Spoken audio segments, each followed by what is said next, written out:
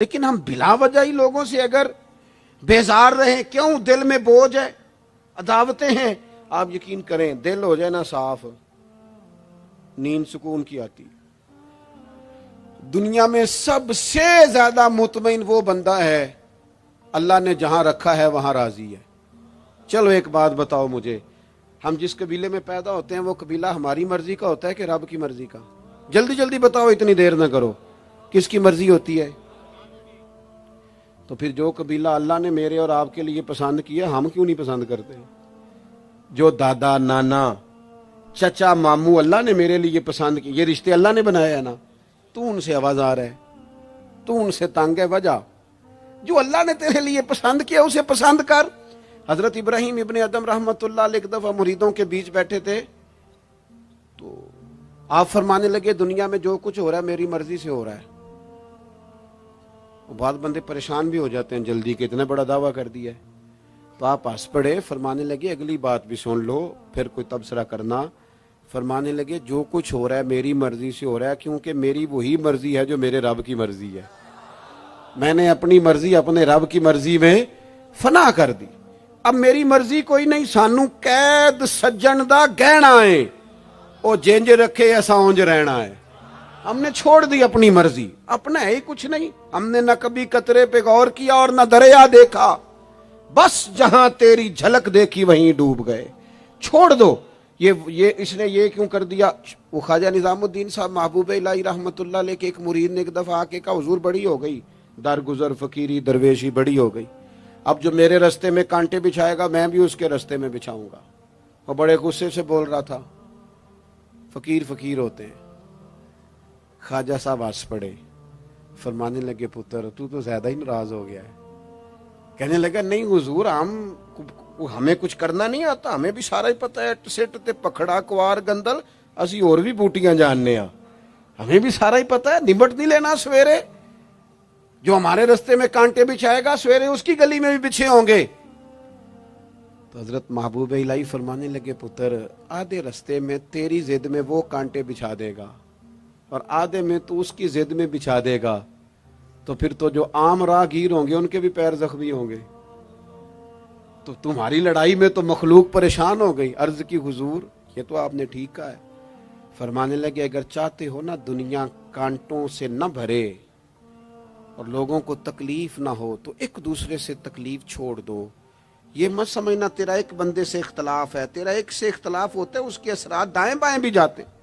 حضور پھر کیا کروں؟ فرمایا اسے بچھانے دے، وہ بچھاتا جائے تو اٹھاتا جا، تو اٹھاتا جا۔ ویسے بھی جو کام ساری دنیا کر رہی ہوتی ہے وہ تو سارے کر ہی رہے ہوتے ہیں، کوئی ذرا ہٹ کے بھی کرنا چاہیے۔ جتن جتن تے ہر کوئی کھیڈے، جتن جتن تے ہر کوئی کھیڈے، تو ہارن کھیڈ فقیرا، جتن دا مل کوڈی پیندا ہی ہارن دا مل ہیرا۔ کبھی بندہ ہارے بھی اپنے دل سے بوجھ اتار دے، نفرت کو دور کر دے۔ عداوت دشمنی اگر کسی وقت رکھنی ہے تو اللہ رسول کے دشمن سے۔ اشداء علی الکفار، اپنوں کے لیے کیا ہے، خوش عقیدہ کے لیے کیا ہے، رحماء بینہم۔ میرے عزیز ترمذی میں حدیث ہے، اپنی بات کو حوالہ دے کے مضبوط کر دوں، ترمذی میں حدیث ہے، نبی پاک علیہ الصلوۃ والسلام نے حضرت انس بن مالک سے فرمایا تھا، اے انس، اے میرے بیٹے، تم سے ہو سکے تو صبح اس حال میں کرنا کہ تمہارے دل میں کسی کا بغض نہ ہو۔ اور اگلے لفظ حدیث کے یہ ہیں، حضور فرمانے لگے یہ میری سنت ہے، یہ میرا طریقہ ہے، اپنے دلوں کو عداوتوں سے پاک کریں۔ اور پانچویں بات، اور بس اسی کے آگے پیچھے میں نے اپنی بات کو سمیٹ دینا ہے، میرا مضمون مکمل ہو گیا۔ حضور کی ایک بہت بڑی سنت، نبی پاک علیہ السلام کی ایک بہت بڑی ادا، وہ پتہ کیا ہے؟ وہ ہے دوسروں کا احساس کرنا، دوسروں کے بارے میں سوچنا، دوسروں کا خیال کرنا۔ میں ابھی آ رہا تھا تو میری گاڑی کے ساتھ کچھ دوستوں نے دوڑنا شروع کر دیا۔ میں جو ہوں مجھے اس کا پتہ ہے، میں ہمیشہ دوستوں سے کہتا رہتا ہوں آپ بزرگوں کے ہاتھ چومیں، اللہ والوں کی اچھی بات ہے، آپ کو فائدہ ہوگا۔ میرے جیسے گناہگار کے ہاتھ چوم کے آپ کو کیا ملے گا؟ کوئی نتیجہ نہیں نکلے گا. ہاں آپ کوئی میری بات مان لیں اور اس پر عمل شروع کر دیں تو رب کریم کی رحمت صبح قیامت ممکن ہے یہ کہہ دے یہ تیری وجہ سے اس نے شروع کیا تھا، جا تیرے گناہ بھی معاف کیے. یہ جو ذوق ہے نا، اب ایک بندہ گاڑی کے پیچھے بھاگ رہا ہے تو مجھے اتنی سخت تکلیف ہو رہی تھی، میں نے کہا یار کیا ضرورت، دیکھو نا بیچارہ گرمی کا موسم ہے، پیاس لگے گی اور پسینہ آئے گا، کیوں بھاگ رہا ہے؟ اب میری مجبوری بھی ہے، گاڑی کو تو چلنا ہے. جب تک ہم احساس پیدا نہیں نہ کرتے، میرے قبلہ عالم فرمایا کرتے تھے کہ تیری گاڑی کے آگے سے کوئی غلط کراس کر گیا اور دوڑ کے گزر گیا اور کوئی سخت جملہ بھی کہہ گیا ہے، اس پر بھی تنقید نہ کر، تو اپنے دل میں اس کا احساس پیدا کر، سوچ کے ہو سکتا ہے اسے گھر میں کوئی ایمرجنسی ہو گئی ہو. اپنی سوچوں کو مثبت کریں.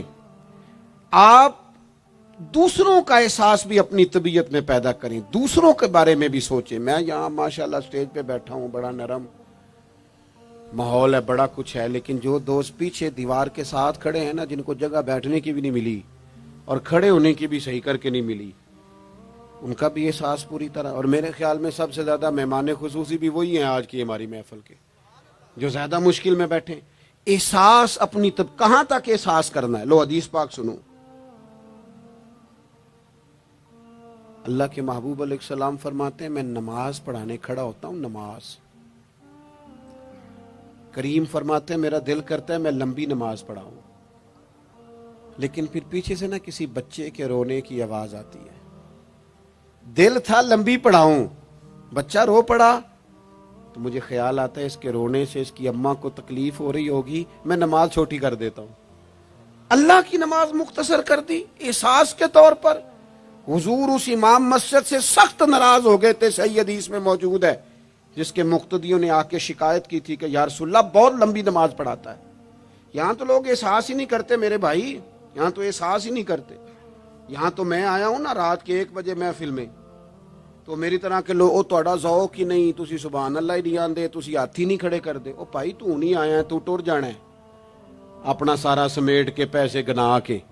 اتنے بیچارے مغرب دے بیٹھے نے، ان کا ذوق تو اپنا ذوق بھی بیان کرنا، آنا تو بھی اسی وقت محفل میں جب سارے آئے ہیں تے نالے تو تے گل کر کے آیا میں انہیں ہزار لینا ہے تے مفت آئے نے سارے بیچارے. اس لیے ہو سکتا ہے ان کا عشق تجھ سے زیادہ ہو. کروں مدح اہل دول رضا اور پڑے اس بلا میں میری بلا، میں گدا ہوں اپنے کریم کا، یہ میرا دین ہے کوئی پارا نہ نہیں. اس لیے میرے عزیز احساس دوسروں کا پیدا کریں اپنی طبیعت میں. ہم نا احساس نہیں کرتے، خدا را احساس کرو.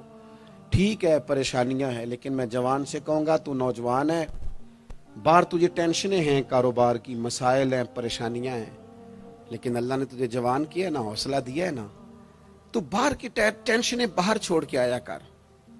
گھر تیرے ابا جی انتظار کر رہے ہیں، ان کے پاس بیٹھ، ان کا دکھ سن، حوصلہ بڑا کر. پھر گھر کے اندر تیری اماں بیٹھی ہے، اس نے تیرے سے بات کرنی ہے، کئی باتیں سنانی ہے. تیرا بیٹا ہے وہ دوڑ کے آیا ابا ابا کہتے، اور تو کہتا لے جا میری طبیعت نہیں ٹھیک.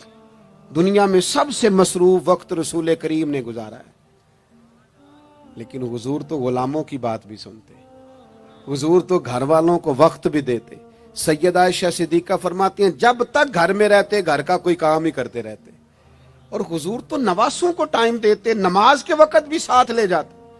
کیوں ہم اپنے آپ سے دوسروں کا احساس نکال بیٹھیں، دوسروں کے بارے میں تھوڑا احساس. آپ تھوڑے دن پہلے نا، کچھ عرصہ پہلے کچھ لوگ آگے میرے پاس کہنے لگے کہ کوئی طالب علم کوئی عالم مل جائے مدرسے میں سے آپ کے، اور ہم نے نا وہاں اپنے ہاں امامت کے لیے اور جمعہ کے لیے اس کو لے جانا ہے.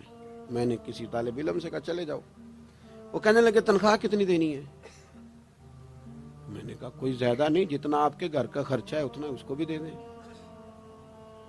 وہ پریشان ہو گیا، جی میں تسی نہیں سارے ہو گئے تو اتنے پیسے دے دیں جتنا ہمارا خرچہ ہے. ہم تو صاحب ہوتے ہیں، اس کو کیسے دے دیں یہ والا خرچہ؟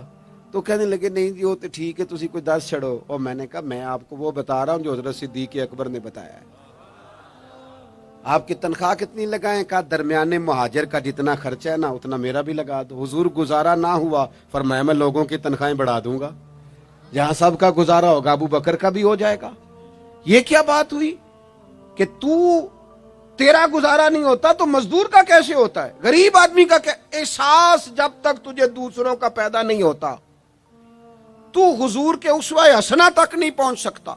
تو نے نبی پاک کا طریقہ نہیں اپنایا. یہ پتہ ہے حضور جو غاروں میں روتے تھے اور سارا دن تبلیغ کرتے تھے اور طائف تشریف لے جاتے تھے اور عکاظ کی منڈیوں میں جاتے تھے، یہ احساس تھا، یہ درد تھا جو میرے محبوب کو لے جاتا تھا. احساس تھا. حضور چاہتے تھے رب کا کوئی بندہ دوزخ میں نہ جائے. اللہ کے محبوب رات کو روتے، دن کو تبلیغ کرتے، گلی گلی جاتے، لوگوں کو سمجھاتے.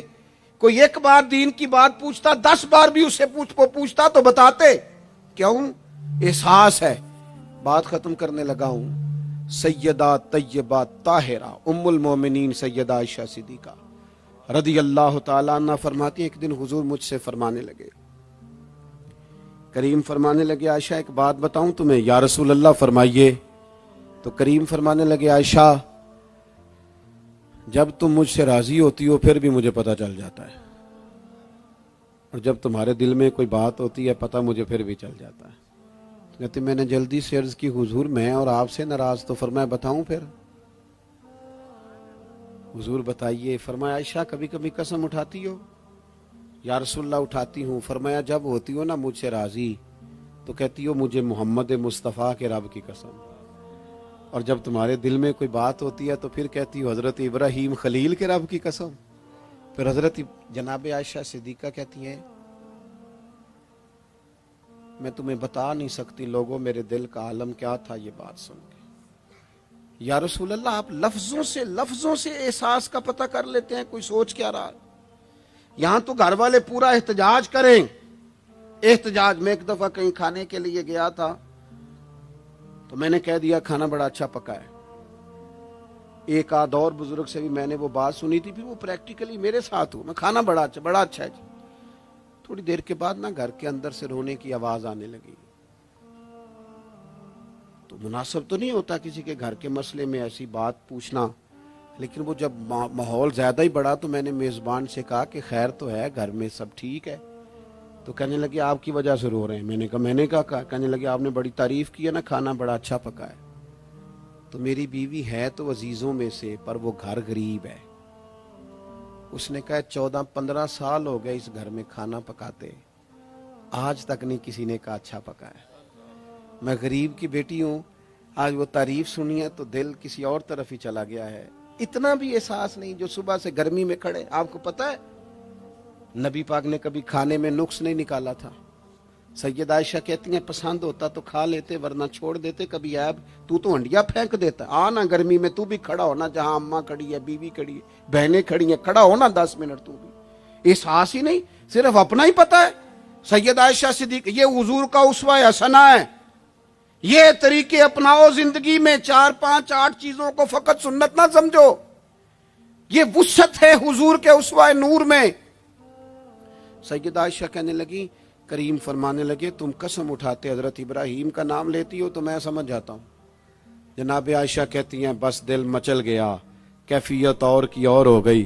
میں نے کہا حضور پھر مجھے قسم ہو محمد عربی کے رب کی، میرے لبوں سے آپ کا نام ہی جاتا ہے، میرے دل میں آپ ہر وقت موجود رہتے ہیں.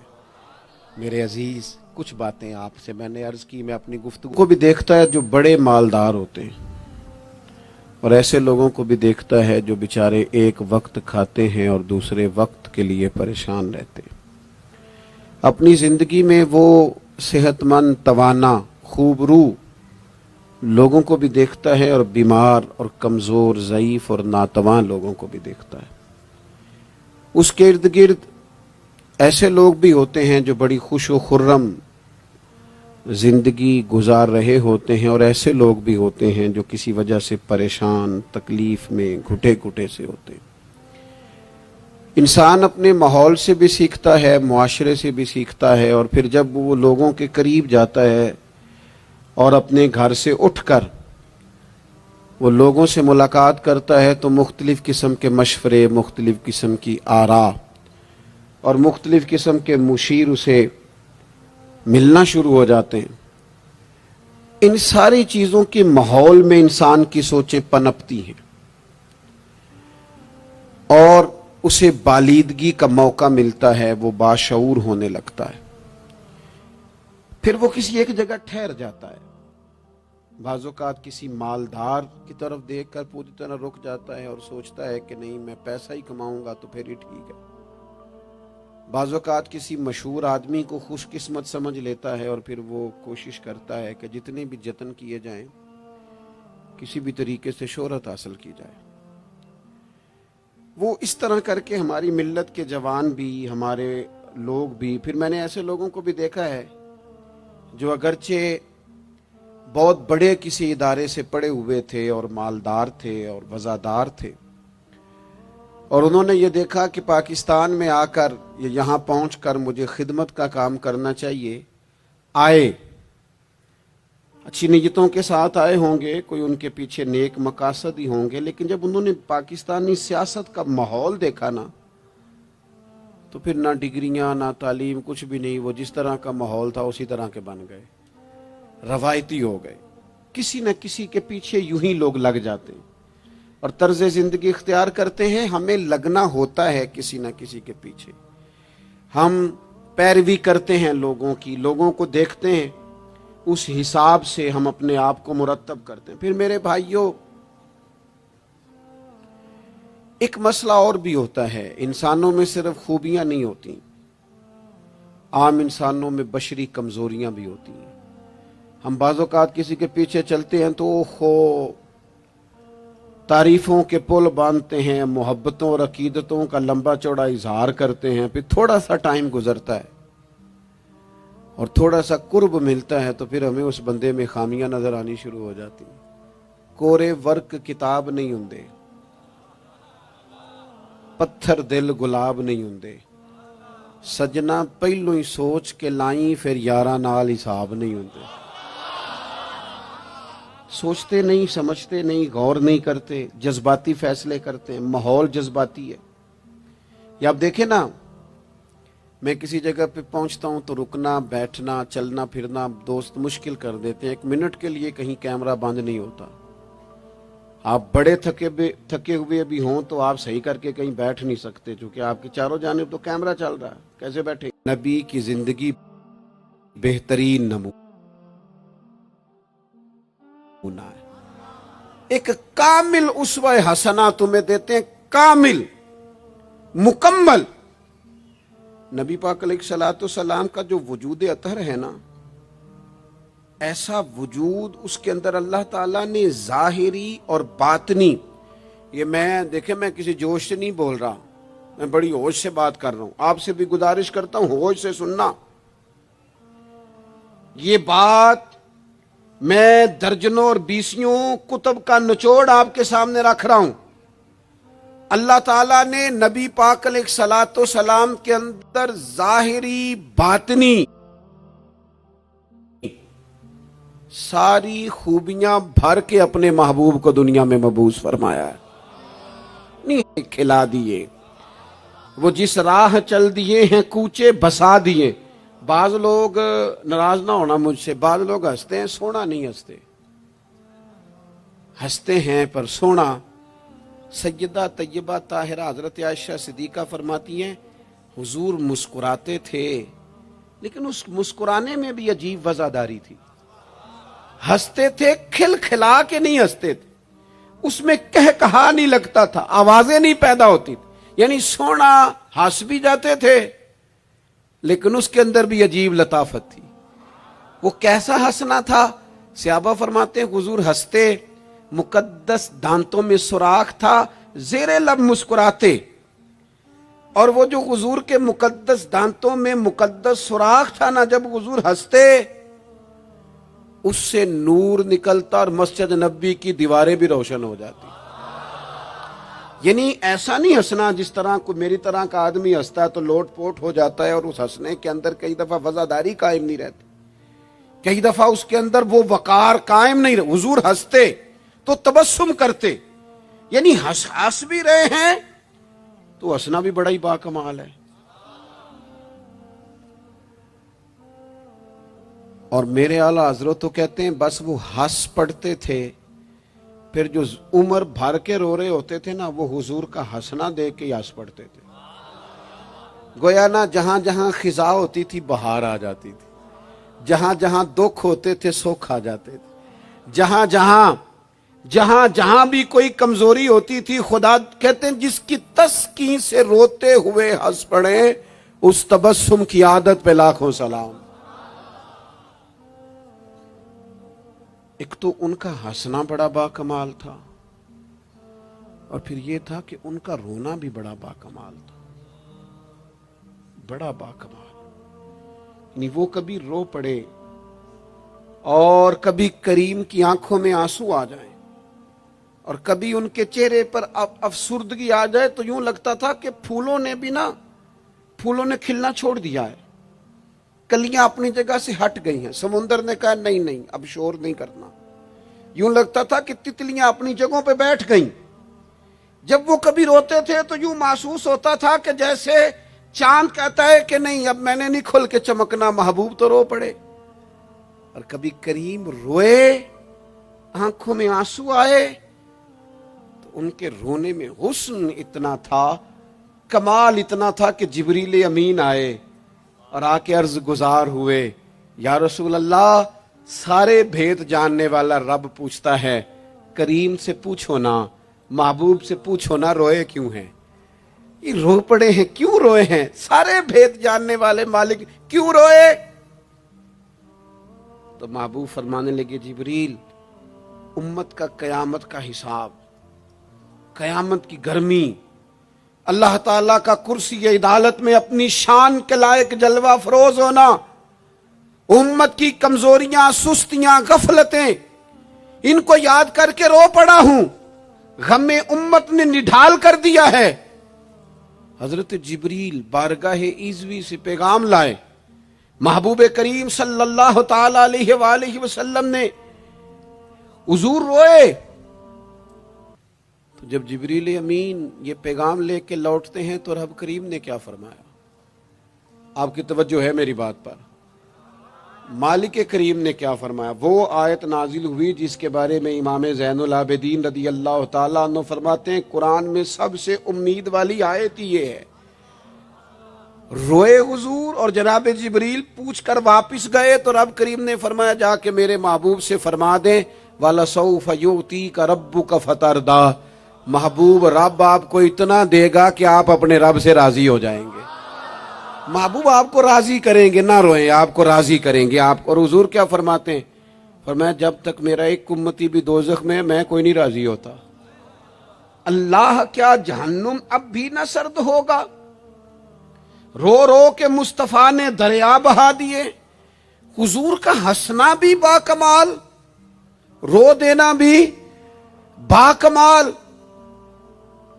ان کا کسی بندے سے محبت سے اٹھ کے گلے لگانا بھی با کمال. اور کبھی حضور جلال کریں تو محبوب فرمانے لگے میں نے دعا مانگی ہے, اے اللہ اگر میں کسی کو جھڑک دوں تو اتنا ثواب دینا جتنا تو فرض نماز کا ثواب دیتا ہے. یہاں یہ بھی ہر زاویے سے, ہر نگاہ سے. میں کیا آپ کو عرض کروں, ہم نے نہ کبھی سیرت بیان کی میری طرح کے لوگوں نے, نہ قوم اس طرح سے سیرت کو پڑھتی ہے. سیرت نبوی کا ایک ایک پہلو کبھی کھولا جائے.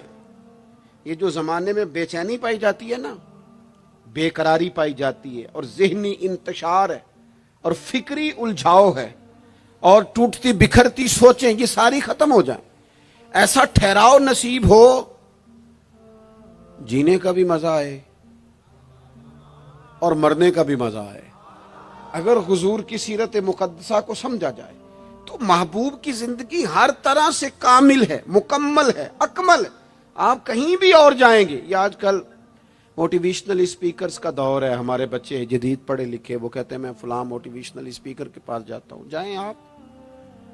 بہت سارے لوگ ایسے ہیں انہیں کہیں تو وہ باز نہیں آتے, وہ تجربہ کر کے باز آتے ہیں. اور بالخصوص نئی نسل جو ہوتی ہے وہ بزرگوں کے تجربوں سے فائدہ نہیں اٹھاتی, وہ اپنے الگ سے تجربے کرنا چاہتی. اس کا بھی بڑا خطرناک نتیجہ برآمد ہوتا ہے. تو کوئی بندہ بھی جو آپ کو موٹیویٹ کرتا ہے نا کتاب و سنت کے بغیر, کوئی بھی آپ کو موٹیویٹ کر رہا ہے، وہ کیا کچھ کہہ رہا ہے، کیا کر رہا ہے، وہ کبھی بھی آپ کو تعلیم صحیح نہیں دے سکتا۔ کیوں؟ اس لیے کہ جو تعلیم وحی الہی کے بغیر ہوتی ہے وہ ناقص ہوتی ہے۔ انبیاء کی تعلیم وحی الہی کے ساتھ، لہذا اگر کوئی آدمی آپ کو موٹیویٹ کرتا ہے کتاب و سنت کے ساتھ، وہ آپ کو درست سمت لے کے جائے گا، ورنہ تو ہر آدمی آپ کو الجھا دے گا۔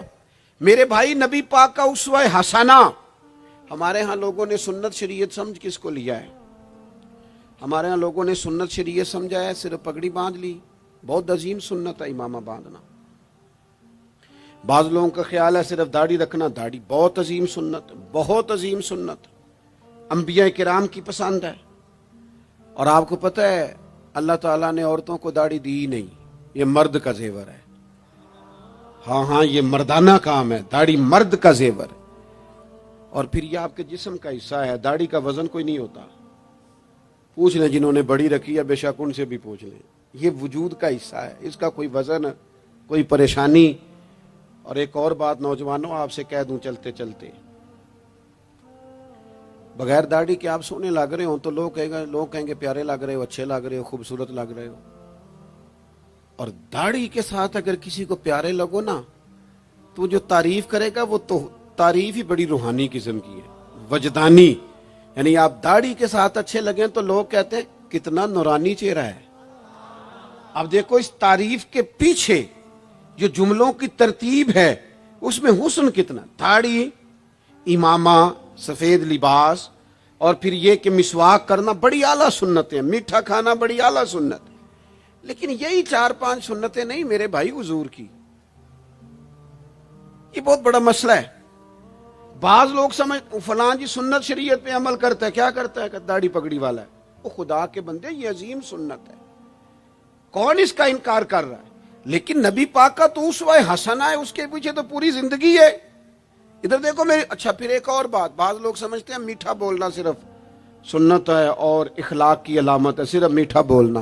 آپ نے ناراض نہیں ہونا، میٹھا تو بعض بندے اپنے مطلب کے لیے بھی بولتے ہیں، وہ کام نکلوانے کے لیے بڑا میٹھا میٹھا بول رہے ہوتے ہیں۔ اور سنو میرے بھائی، صرف میٹھا بولنا ہی سنت نہیں، ہمیشہ سچ بولنا سنت ہے، ہمیشہ صحیح بات کرنا، دیانتدار رہنا۔ تو سمجھتا ہے 4-5-6-8 چیزیں ہی سنت ہیں؟ او خدا کے بندے، نبی پاک کی جو ادا سب سے پہلے دنیا کے سامنے آئی اور حضور کی جس ادا سے، سنت سے لوگوں کو سب سے پہلے واقفیت ہوئی، شور نہیں پڑ جاتا کسی چیز کا دنیا میں، معاشرے میں فلاں بندہ یہ کرتا ہے، فلاں ایک بندے کا ایک چیز تعارف بن جاتی ہے۔ تعارف، کوئی چیز لوگوں کے وجود کے ساتھ، نام کے ساتھ سابقہ لاحقہ بن جاتی ہے۔ جو چیز سب سے پہلے جس سے لوگوں نے میرے نبی پاک کا تعارف کیا اور لیا، ادھر دیکھو نوجوانوں میری طرف، جس چیز سے سب سے پہلے حضور کی جس ادا سے لوگ واقف ہوئے تھے وہ تو صادق اور امین ہونا ہے۔ سب سے پہلے لوگ واقف ہوئے تھے کہ ہمیشہ سچ بولتے ہیں، ہمیشہ سچ۔ ملت کا جوان تو لوگوں کو ہنسانے کے لیے جھوٹ بولتا ہے، کوئی فائدہ نہیں، کوئی فائدہ نہیں۔ جھوٹ بولنے کے لیے ڈنگے مارتے ہیں، بڑھ کے مارتے ہیں، میں یہ ہوتا ہوں، میں وہ ہوتا ہوں۔ جھوٹ بولتے ہو، کیوں زیادتیاں کرتے ہو اپنے ساتھ؟ نبی پاک علیہ السلام کی تو پہلی ادا، پہلی سنت جس سے لوگ واقف ہوئے وہ صادق اور امین ہونا ہے، اور لوگ کمزوری دکھاتے ہیں۔ میں آپ سے عرض کروں، آج پتہ ہے میرے ملک کا حال کیا ہے؟ آج اتنے درد میں ہیں لوگ، اتنی تکلیف میں ہیں۔ امیر لوگ تو پیٹرول پہ بحث کرتے ہیں، پیٹرول پہ زیادہ تر وہ لوگ بحث کرتے ہیں جن کی گاڑیاں بڑی ہوتی ہیں۔ غریب پیٹرول پہ بحث نہیں کرتا، وہ تو کہتا ہے کرایہ 10 روپے بڑھ گیا بس کا، کیونکہ اس کو تو بس میں آنا جانا ہے، پیٹرول سے تو اس کا لینا دینا نہیں۔ یہ تو امیروں کی باتیں، تگڑے لوگوں کی باتیں۔ یہ سارا عالم، اس ملک کا سب سے بڑا مسئلہ نہ قانون کا ہے، نہ معیشت معاشرت کا ہے، اس ملک کا سب سے بڑا مسئلہ دیانتداری کا ہے۔ یہاں اگر دیانتداری ہو جائے، سچ بولنے والا، بات کرنے والا سچ بولے۔ اذان سن لیں جی پہلے۔ ڈاکٹروں کے بارے میں رائے کیا ہے؟ چلیں بتائیں وابڈا والوں کے بارے میں رائے کیا ہے؟ آپ اپنی بھی ایک آدھ مولویوں پیروں کے بارے میں رائے کیا ہے؟ بس یہی حال کیا گیا، الا ماشاءاللہ بد اعتماد کر دیا گیا۔ ایسا نہیں ہے کہ صرف کسی ایک گروہ ایک طبقے کے بارے میں بددیانتی کو فروغ دیا گیا، جھوٹ کو۔ آج بھی کسی بھی شخص کو آپ لے لیں، اس کے بارے میں سچائی سے زیادہ جھوٹی خبریں زیادہ پھیلائی جاتی ہیں، افواہوں کا دور۔ اپنی زندگی میں جوانوں سچ بولو، دیانتداری کا مظاہرہ کرو۔ اس ملت کا جوان کیسے ترقی کرے گا جس کی ماں کہتی ہے کہ پتر تو سچ ہی نہیں بولتا، تو جاتا کہیں ہے بتاتا کہیں ہے، تو بات ہی ٹھیک نہیں کرتا، کیسے بات سنو۔ نبی پاک صلی اللہ تعالی علیہ وسلم نے جب مختلف جگہوں پہ تبلیغ دین کے پیغامات بھیجے تو ہرقل بادشاہ کو بھی حضور نے پیغام دیا۔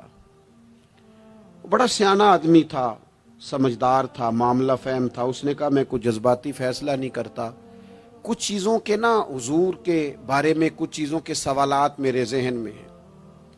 اس نے کہا یار یہاں کوئی آیا ہوا ہو نا، مکے کا سردار، لوگ تجارت کے لیے آتے ہیں، کوئی سمجھدار سیانہ سردار وزادار آدمی تو لے کے آؤ۔ ابو سفیان ابھی مسلمان نہیں ہوئے تھے، وہاں گئے ہوئے تھے، اور آپ کو پتہ ہے کہ وہ ہر جنگ میں آگے تھے کلمہ پڑھنے سے پہلے۔ ان کو بلا کے لوگوں کو پتہ چلا یہ آئے ہوئے ہیں، تو لے جا کے بادشاہ کے سامنے کھڑا کر دیا۔ ابو سفیان کہتے ہیں جب اس نے سوال جواب شروع کیے تو ظاہر ہے میں مخالف گروہ میں تھا۔ جب کوئی مخالف گروہ میں ہوتا ہے اس نے تعریف تو نہیں نہ کرنی ہوتی، وہ صرف ہمارے ملک میں رواج ہے کہ لوگ جو پارٹی چھوڑ کے آ رہے ہوتے ہیں اس کی بھی تعریفیں کر رہے ہوتے ہیں، اور جدھر جا رہے ہوتے ہیں پھر اس کی بھی۔ اللہ جانے کیسے اپنے دل کو سمجھاتے ہیں، ضمیر کو مطمئن کرتے ہیں، اللہ ماشاءاللہ۔ ابو سفیان کہتے ہیں میں چونکہ دوسرے گروہ میں تھا تو بادشاہ نے جو بات بھی پوچھی میں نے رائے مخالف دی۔ جو بھی پوچھا کہ وہ محبوب علیہ السلام جو دعوی نبوت کرتے ہیں، ان کا کلمہ پڑھنے والے امیر ہیں، غریب ہیں، بات کیا ہے، جنگیں ہوئی ہیں تو نتیجہ، ایک طویل گفتگو ہے۔ ابو سفیان کہتے ہیں آخر میں بادشاہ نے ایک سوال پوچھا، یہ جوان زیادہ غور کریں گے، سوال پوچھا۔ ابو سفیان کہتے ہیں مجھ سے کہنے لگا وہ جس کریم محبوب علیہ السلام نے دعوی نبوت کیا ہے، کیا کبھی انہوں نے جھوٹ بھی بولا ہے؟ ابو سفیان کہتے ہیں میں چپ کر گیا۔ ایک منٹ کے لیے میرے دل میں خیال آیا معاذ اللہ کہہ دوں بولا ہے، پھر میں نے سوچا یہ تو عرب کی وزاداری کے خلاف ہے کہ میں جھوٹ بولوں۔ اور پھر ابو سفیان کہتے ہیں میرے دل کے کونے سے آواز آئی میں کوئی اور بات کروں گا تو شاید کوئی تھوڑی دیر کے لیے سوچے، اور اللہ کے رسول نے جھوٹ بولا یہ تو مانے گا ہی کوئی نہیں، یہ تو مخالف نہیں مانیں گے، کافر مشرک نہیں مانیں گے۔ بادشاہ کہنے لگا سوچتے کیا ہو، بتاؤ کیا کبھی انہوں نے جھوٹ بولا ہے؟ تو ابو سفیان کہتے میرے ہاتھ میں چھڑی تھی، میں نے اٹھا کے دوبارہ زمین پہ رکھی۔ میں نے کہا بادشاہ وہ رشتے میں میرے بھتیجے لگتے ہیں، میری ان سے مخالفت ہے، میں ان کے مقابل فوجیں تک لے کے آتا ہوں، وہ ہمارے بتوں کو برا کہتے ہیں، رائے کا اختلاف اپنی جگہ پر، لیکن وہ میرے سامنے پیدا ہوئے میرے بھتیجے ہیں، میں نے انہیں ماں کی گود میں بھی دیکھا ہے، دادا کے کندھوں پہ بھی دیکھا ہے، سیدہ خدیجہ کا دولہا بنے بھی دیکھا ہے، میں نے ان کی گود میں ان کی بیٹیوں کو کھیلتے بھی دیکھا ہے۔ اختلاف اور مخالفت اپنی جگہ پر وہ کریم میرے سامنے پیدا ہوئے اور ان کے مقدس بال میری آنکھوں کے سامنے سفید ہوئے، ان کی زبان سے جو بھی نکلتا ہے حق اور سچ ہی نکلتا ہے۔ وہ اسیر دشمن کی چاہ میں بھی، مخالفوں کی نگاہ میں بھی وہ امی ہے، صادق ہے، معتبر ہے، میرا پیغمبر عظیم تر ہے، کبھی زبان سے جھوٹ نہیں نکلا۔ اللہ آپ کو جزا دے۔ سنیں جی، کچھ خطیب بغیر نعروں کے بھی تقریر کر لیتے ہیں یار، اونچی سبحان اللہ کے بغیر بھی کام چل جائے گا انشاءاللہ۔ آپ خالی سنتے جائیں نہ بھی سبحان اللہ کہیں پھر بھی گزارا، اثر کرے نہ کرے سن تو لے میری فریاد، اور نہیں ہے داد کا طالب یہ بندہ آزاد۔ میرے عزیز نبی پاک علیہ الصلوۃ والسلام نے سچ بولا۔ ابو سفیان کہتے ہیں ان کی زبان سے سوائے حق سچ کے کبھی کچھ نکلا؟ کریں نا تھوڑی پابندی ہم بھی سچ کی، کریں نا۔ اچھا ہم بولتے ہیں سچ، بہت سارے لوگ سچ بولتے ہیں، लेकिन वो दूसरों के बारे में बोलते हैं, अपने बारे में नहीं बोलते। उसने इतना झूठ बोला, उसने इतनी करप्शन की, फलाने ने ये करे, दूसरों के बारे में बोल रहा है। अपने बारे में सच बोल, अपने बारे में तू बता, तूने क्या क्या क्या क्या किया है, ना इधर उधर की तू बात कर, बता के काफिला क्यों लुटा। मुझे राहजनों से गरज नहीं, तेरी राहबरी का सवाल है, तू कहां था, अपनी बात बता। अबू सुफियान कहते हैं जब मैंने बादशाह को ये बात बताई ना, उसने चादर कंधे पे रखी और वो जाने लगा। तो मैंने कहा यार तूने इतनी बातें पूछी, मैंने इतने जवाब दिए, कोई नतीजा, बात का कोई रिजल्ट भी निकलता है ना, कोई एंड भी होता है, कोई नतीजा बता। तो कहते हैं बड़े तहम्मुल से, बुर्दबारी से बादशाह हंस पड़ा, हंस के कहने लगा नतीजा तो निकल आया। कहा क्या नतीजा निकला? तो कहने लगा यार जिस बंदे ने कभी बंदों से झूठ नहीं बोला, वो ये वाला झूठ क्यों बोलेगा कि मैं अल्लाह का रसूल बन के आया हूं। जो बोलते ही सच हैं, तो फिर गोया वो कह रहा था मान लो कि ये भी वो सच ही बोलते हैं कि मैं अल्लाह का रसूल बन के आया। एक तो हुजूर की इस अहम अदा को अपनाओ।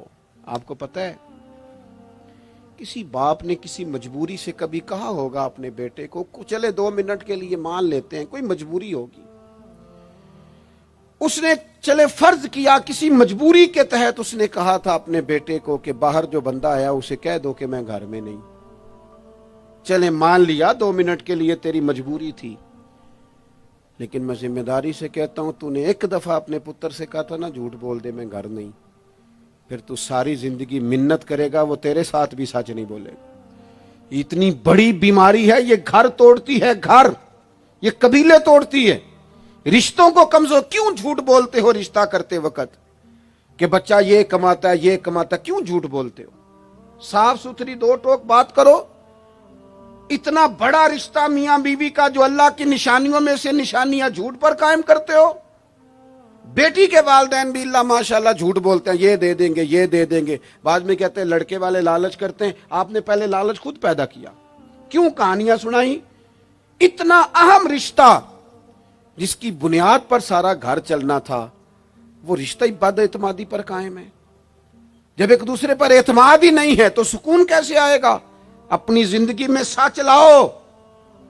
दौलत लाने से ज्यादा जरूरी सच लाना है। घर में महंगी चीजें लाने से बेहतर है अपने घर में सच ले आओ, दयानतदारी ले आओ, घर भी बच जाएगा, कबीला भी बच जाएगा। जिम्मेदारी से कहता हूं सच बोलो, दयानतदार हो जाओ, मुल्क भी बच जाएगा। इस उम्मत का भलाई इस काम में है, ये हुजूर का उसवा हसना है। और तीसरी बात,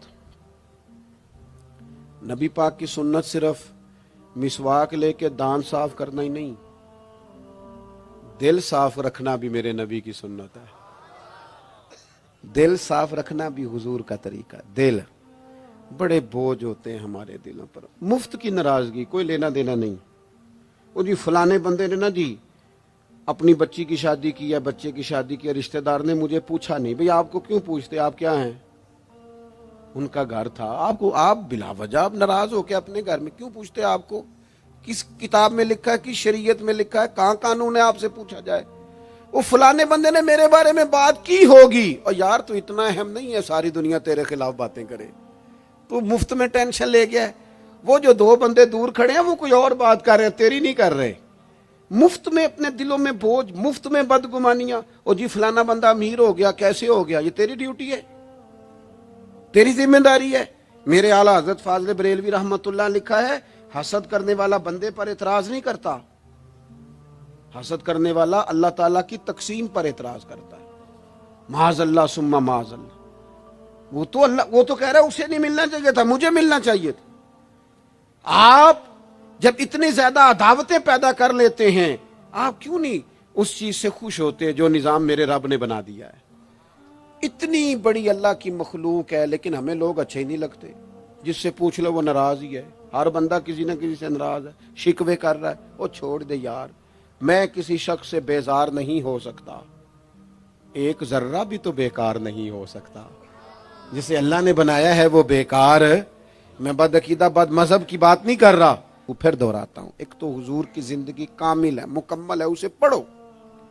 जिस जाविये से हंसना भी बा कमाल है, रोना भी बड़ा कीमती है। जिस जाविये से पढ़ोगे कमाल ही कमाल। और फिर हुजूर का उसवा हसना पूरी जिंदगी पे लागू करो। एक तो सच बोलें, बदयांती कभी ना करें, झूठ कभी ना बोलें, और अपने दिलों से सारे हसद, बुग़ज़, अदावतें, दिल दरिया समुंदरों डूंगे कौन दिलां दियां जाने, 14 तबक मेरे दिले दे अंदर, मैं तंबू वांगू ताने।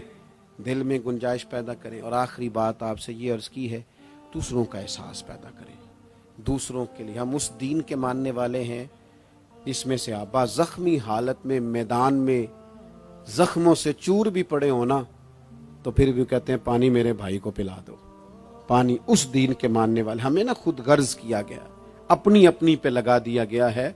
बांटना शुरू करोगे ना, बांटना, उसमें सफाई भी है, बरकत भी है। और जो बांटते हैं उनके खजाने खाली नहीं होते, उन्हें अल्लाह ताला भी फरमाता है। फिर एक दफ़ा दुआ करता हूँ, अल्लाह ताला अहबाब की कोशिश को अपनी बारगाह में कबूल फरमाए। हज़रत किबला पीर साहिब दामद बरकातुहुल आलिया आस्तान आलिया सालकाबाद शरीफ से आप तशरीफ़ लाए, आपने सदारत भी फरमाई और हम सब के लिए दुआ भी फरमाएंगे। अल्लाह तबारक व तआला इस बज़्म नूर को कबूलियत का दर्जा अता फरमाए। वमा अलैना इल्लल बलाग।